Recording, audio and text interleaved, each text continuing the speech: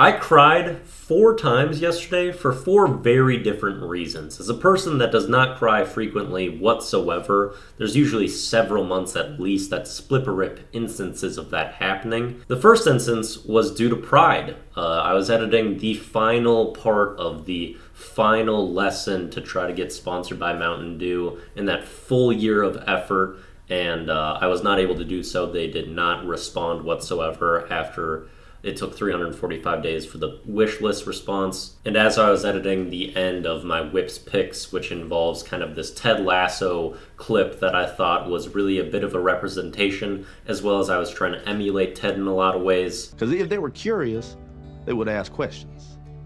You know? Questions like, have you played a lot of darts, Ted?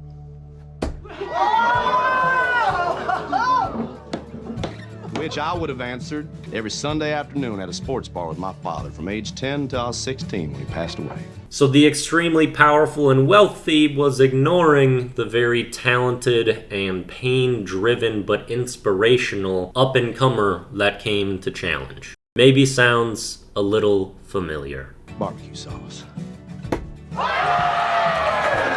It was exactly on point for what I was aiming at, and the result, of course, was not what I wanted, but it was a very powerful kind of representation when that happened. The next instance was tears of joy and more so just uncontrollable laughter. I was playing some Uno, actually, with the Gavins. Well, I'm drawing either way.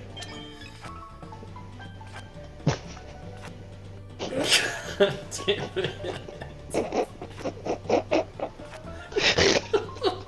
It would have been better off. It would have been better off with 8. Damn it. I still didn't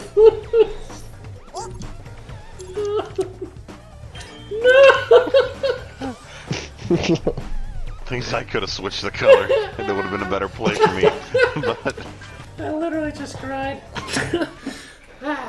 And as the day was done, I kind of wanted to reflect on everything that had happened, pay my respects in a way to what I had just done as well, and put on just some sad music, feel the moment there. And even though it felt like kind of a lot of disappointment and loss that I just dealt with in that one, that was kind of the batch that I felt was expected. And it was kind of that the world showed me exactly how broken and in need of fixing and change it was. But no matter how emphatically I would point it out and prove it, it wouldn't be willing to do so. But I barely even cried, and I didn't even really stay sad or didn't really stay in that place for long, because it's not like that was any type of habagoo, how disgusting all of that was. And it was a loss and sorrow I dealt with a long time ago and was familiar with, especially even with the channel itself. It never really felt like it had a chance or it got off the ground. It kind of felt like it was killed from the start. Just like every single video I ended up uploading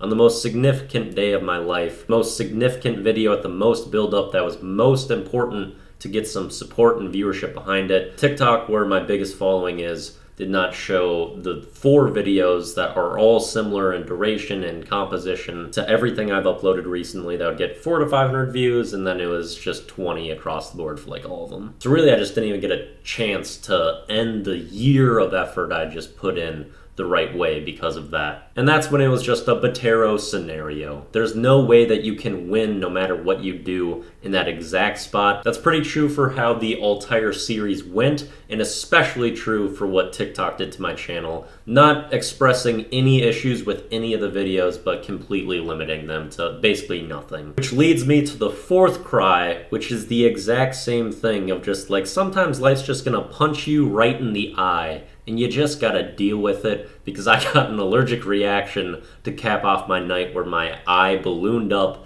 and the tears were just forced out. That one wasn't even emotional, but just sometimes you're just gonna lose and there's nothing you can do about it, but you keep going on, you find the next win. That's what we're gonna do. A lot of crying yesterday on such a significant day, but as Jim Valvano said, there are 3 things that you should do every day. Number 1 is laugh. You should laugh every day. Number 2 is think. You should spend some time in thought. And number 3 is you should have your emotions moved to tears. Could be happiness or joy. But think about it. If you laugh, you think, and you cry, That's a full day. That's a heck of a day. And I sure did do that, as I also gave $1,000 and had $1,000 matched to the V Foundation, which was created as Jim Valvano passed from cancer, and he made that foundation for cancer research. And so at least I got a contribution of that. And when I would hear that speech, I could laugh most days. I think every day. But I would always think, I never really get my emotions moved to tears. That's just probably not going to happen. The full year of Lavuli that I felt I created, I couldn't really fully express and didn't really get a chance to either. But I did finally reach the 3 things that you're supposed to do to live a full day. And that's more what the series was about, of finding a way to live a full life than actually getting sponsored by Mountain Dew. But don't you dare think that that means this is over. We've got plenty of other things we're going to do. I hope I'm not still hidden. I'm going to continue to fight not to be.